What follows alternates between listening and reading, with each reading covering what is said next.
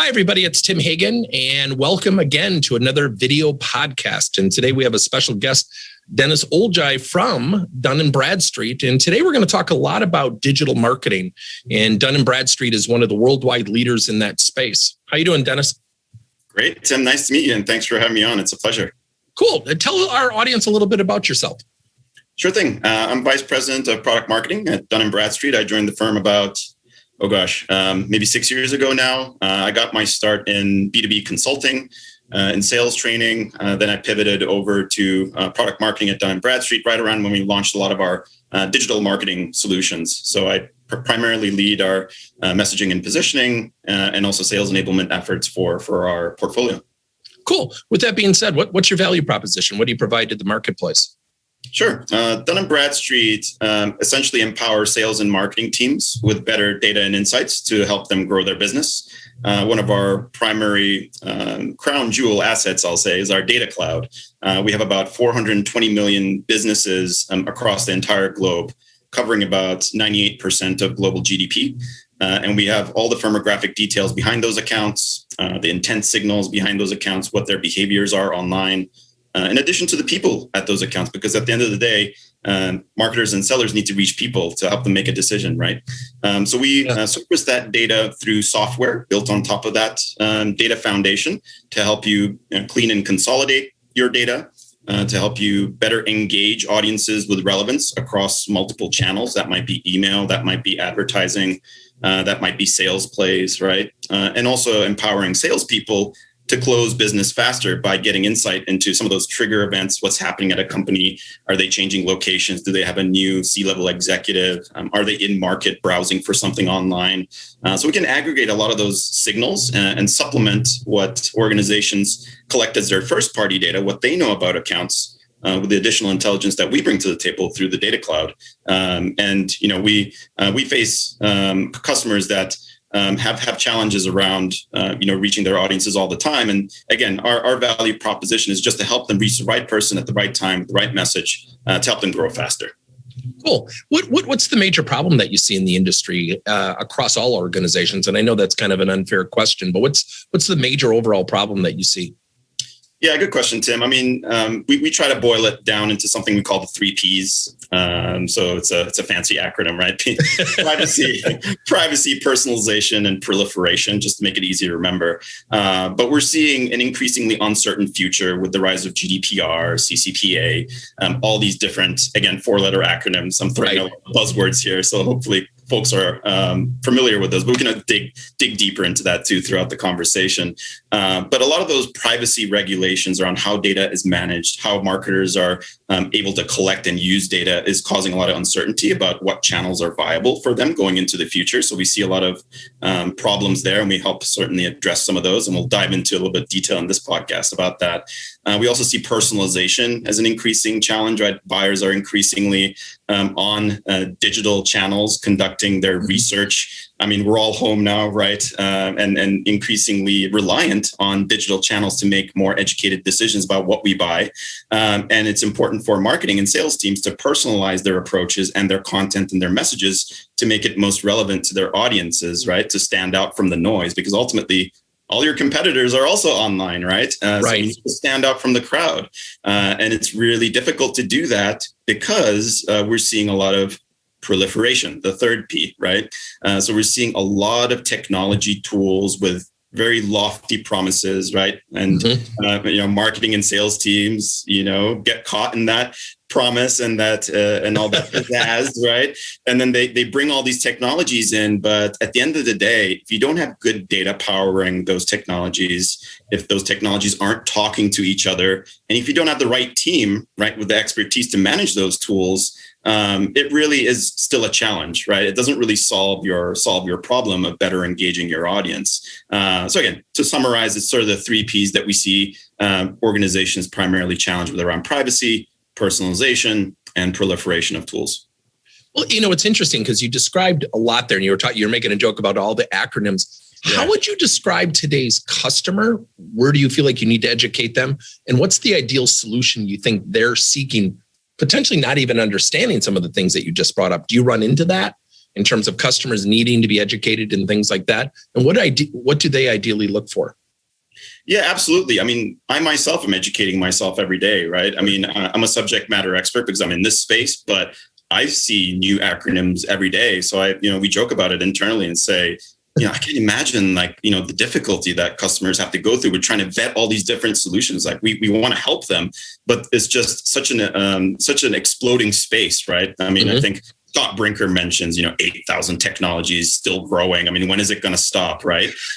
So I think the challenge for buyers is really cutting through the noise and trying to really understand, what do these solutions do, right? Do I actually need it? How is it going to fit into my technology stack? And how is it going to help me power growth, right? And again, they're reliant on some of their own research. They have to go to some of these brands and take what they say for granted, from their collateral, and also lean on sites like G2 Crowd or some of these peer review sites. And also analysts like Forrester or Gartner are a big help too, right? To kind of get an objective point of view on does this technology really help me solve my problem? What does it actually do? How does it compare to others? So I think we're just faced with a lot of, information out there that's hard to digest.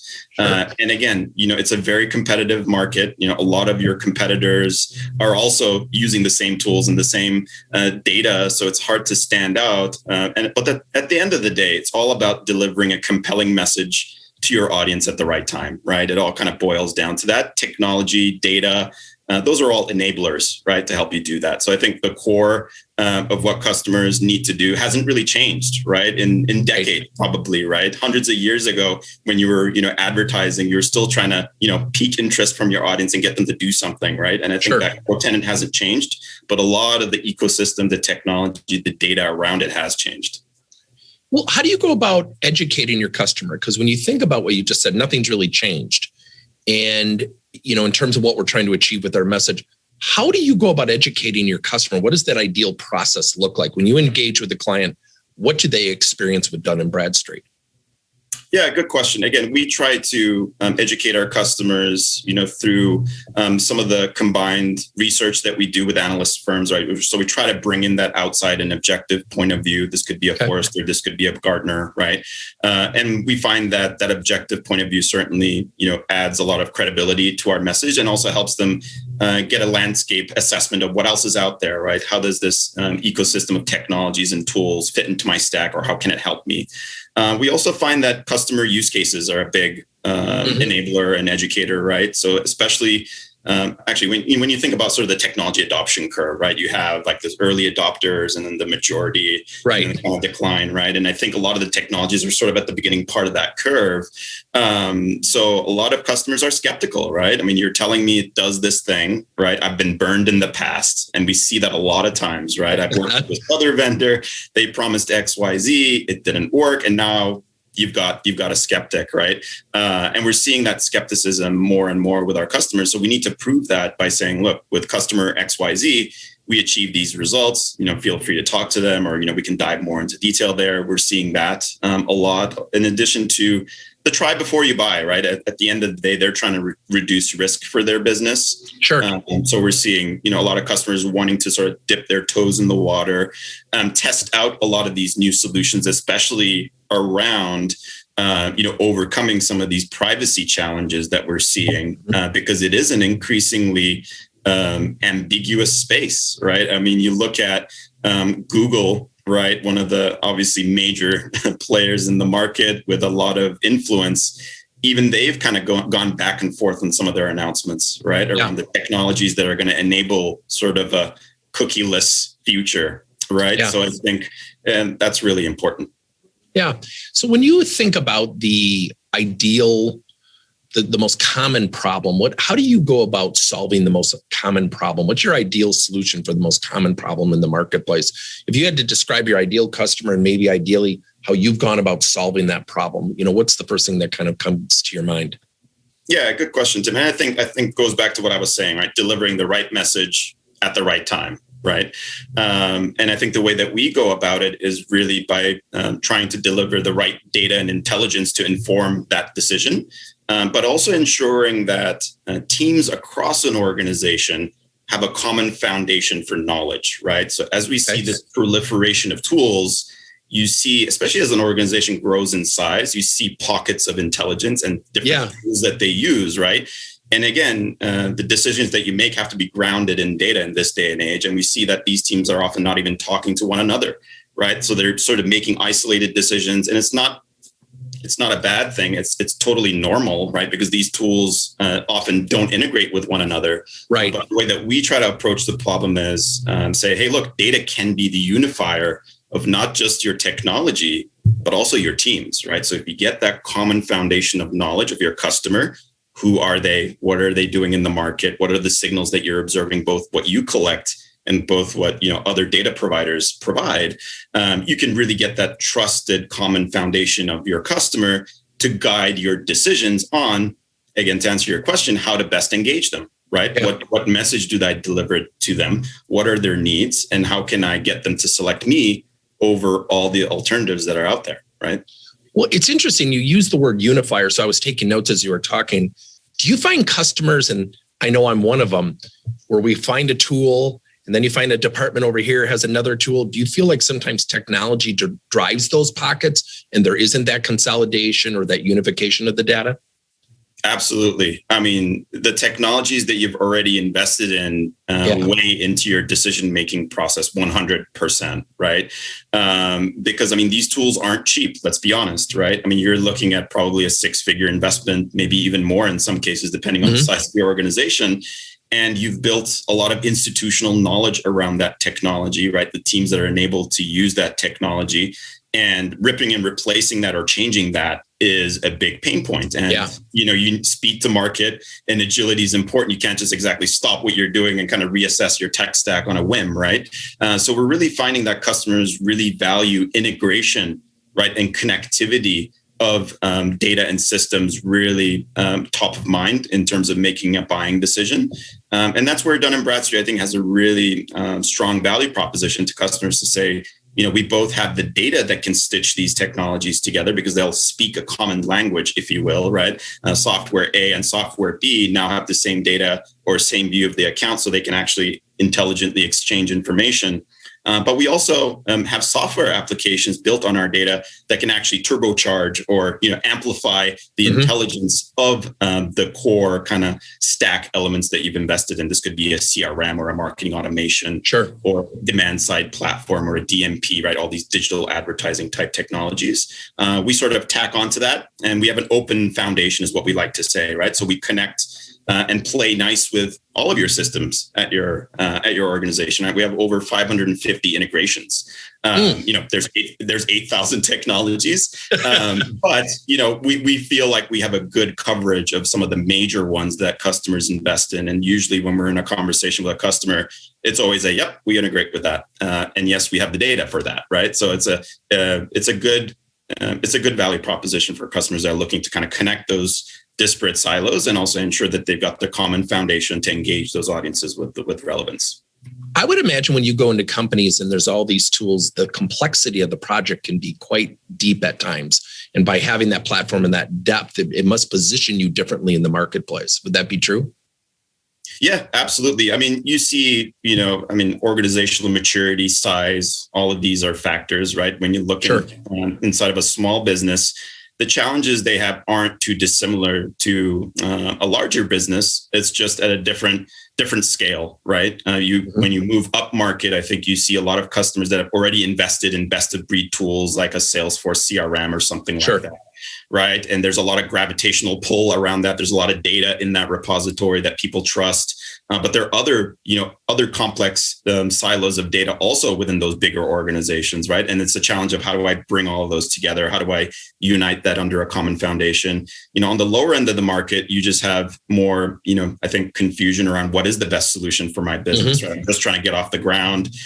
Maybe we got a round of venture funding. We have aggressive growth targets to hit. And I need to make sure that the decisions I make are, really on point because, I need to grow and penetrate the market, right? And we see a lot of customers investigating different best of breed tools that will give them an edge over some of the more established players in the market. So again, it's just different levels of maturity, different size. We see some differences, but a lot of them have a common challenge of, again, everyone's trying to better understand their customer, right? Sure. Everyone's trying to reach them. Everyone's trying to stand out from the noise. I mean, we do hear a lot of, hey, I'm very unique, but there are a lot of commonalities in the challenges that we see, quite frankly, right? Yeah. And again, we have the data and the software to help solve some of that, even in some of the uncertain future that we're seeing with privacy regulations and the cookieless world. So, yeah. Well, as a closing question, I'm going to ask you to do something that's a little bit weird, and we didn't plan for this. So we'll see how you do. So you're putting me on the spot here. Step outside of Dun & Bradstreet, and if you had to advise a customer who's about to look into your services or digital marketing, and you were to give them some advice, and you're counseling them, you're not, promoting Dun & Bradstreet. What are the things that companies need to do? Do your own research. I mean, we see it all the time, right? And again, it's baked in our messaging as well. We say, hey, buyers are enabled to do their self-research. They have self-guided journeys. Mm-hmm. I would say, talk to your network and your peers, right? Chances are a lot of these organizations, the people that make buying decisions, have a strong network, and you're not alone in this, right? So you should talk to your peers and see what they have invested in, what data they trust, what sources they trust, get their opinion on it. But again, take it with a grain of salt, right? Do your own primary research as well. There are a lot of publications out there that have a point of view around what solutions do and what value they add. Read up on those publications, right? And I would say also look at analyst firms, right? So take a look at the Gartners of the world, the Forresters of the world, and what are they saying about the space? What maturity stage is it in, right? What's the promise? Is it growing? Are people adopting it? What are customers saying? Take a look at that. And also when you're vetting individual providers, you might be vetting Dun & Bradstreet, you might be vetting someone else. I would say, take a look at their past track record and what have they accomplished with other customers, right? And you don't have to sort of, jump into the ocean, right? You can kind of dip your toes in the water and test before you commit, right? And that's totally normal. I mean, we all do it even in our personal lives. You don't just buy a car on a whim, although some people buy cars online. Right. But I don't know if I'm one of those. That's changed a little. Yeah, I don't know if I'm one of those people. But again, try before you buy is a good strategy too. And especially in this, new uncertain future that we're seeing in the digital world, there are a lot of opportunities to test new technologies and new solutions, right? You look at something like, the cookie going away, right? And, everyone thinks, the roof is going to fall off and the sky is falling, but, Google's latest announcement to kind of delay that to the end of 2023 gives a lot of organizations time to prepare for that, and test alternatives, because, when that cookie goes away, it is going to severely limit advertising scale, right? To be able to reach a broad array of audiences. And you need to supplement that with alternative channels that don't rely on cookies. And a lot of those are in development right now. But there are opportunities to test that with a variety of firms, such as Dun & Bradstreet and some others as well. So I would say test, and don't leave it for the last minute. We actually found that a lot of companies, originally Google was going to remove cookies at the beginning of 2022, right? That's 6 months away. Right. I think a lot of people were excited about it, but we found that a lot of people were not even prepared, right? So I think a lot of people took a deep sigh of relief when Google announced it. And actually my jaw dropped on the floor when I heard about it, because it really was a seismic change just overnight. But I think now that you've got the luxury of time, don't leave it for the last minute and start investigating a lot of the solutions that will help you do audience targeting or programmatic advertising and retain some of that scale that we're so accustomed to now with third-party cookies. You need to retain that and have ways to accommodate that when the cookie does go away. Great advice. Last question. What do you want people to know after listening to this? What do you want them? What's the major nugget you want people to know about Dun & Bradstreet? Good question, Tim. Good one to close out on. I would say, Dun & Bradstreet has the data and software to help you reach the right audiences while helping you navigate an uncertain future. Like that would be kind of the very easy one-liner that I would want folks to walk away with. A lot of times customers don't know that Dun & Bradstreet is in the digital marketing space, right? I mean, one of the benefits of having a grand legacy brand is that you're recognized, but a lot of the times you're recognized for what you were versus what you are, right? Right. And Dun & Bradstreet has evolved a lot over the past few decades, and we are at the forefront of the digital marketing industry by helping you deliver the software and the data to help you reach your audiences, even in this complex, uncertain future, right? There are a couple of things we can do for organizations. We can help you boost your first-party data, right? So as third-party cookies go away, it's really important for marketing and sales teams to tap into their first-party data. And a big source of this is who's coming to your website, right? So we can de-anonymize those visitors, map it back to a company identifier, and help you build up your first-party data asset, so that you can use that pool of audiences to actually retarget them when they leave your website, serve them ads when they move away, because first-party data and first-party cookies are still safe, right? So that's not going anywhere. So that's one of the things that we can help you with. We can help you get that single source of truth that we've been talking about, right? Stitch together the DMP, the DSP, the ABM, the CRM, the MAP. I can keep going, by the way. I can keep throwing these three-letter acronyms out there. But again, the idea is if those systems don't talk to one another and they're not grounded in the same data, it's just a bad decision waiting to happen, right? Well, it's a lost opportunity. Exactly, right? So we can help you unify that data in a common core and help you activate against those audiences and make sure that your sales team, your operations team, your marketing team are all kind of singing from the same sheet of music, right? So that's another thing we can help with. So, and we can also help customers explore, non-cookie reliant targeting strategies. So if you're looking to do social media ads, connected TV ads, right? Delivering ads on Hulu or some of these other platforms, we can help with that. And also work with emerging identity graphs out there, which are mapping to their own unique identifiers, right? Like the LiveRamps of the world, the Trade Desks of the world. We're working with we're taking more of an agnostic approach, right? And diversifying the way that we map our data, because at the end of the day, we don't think it's going to be one standard that rules them all in the future. There's probably going to be multiple ways that you're going to be able to use and reach your audiences. And we can help you navigate that, uncertainty. We can help you test some of those approaches and just be better prepared, right? And there's no better plan than to prepare. So that's really what we help customers do and navigate that uncertainty. Awesome. Thanks for your time. Great conversation. I would encourage our audience, if you're looking to get your message out there and create a better understanding of some very complex issues, I would encourage everyone to reach out to Dun & Bradstreet. Thanks, Deniz. Thanks, Tim. This was fun. Let's do it again. Awesome. Will do.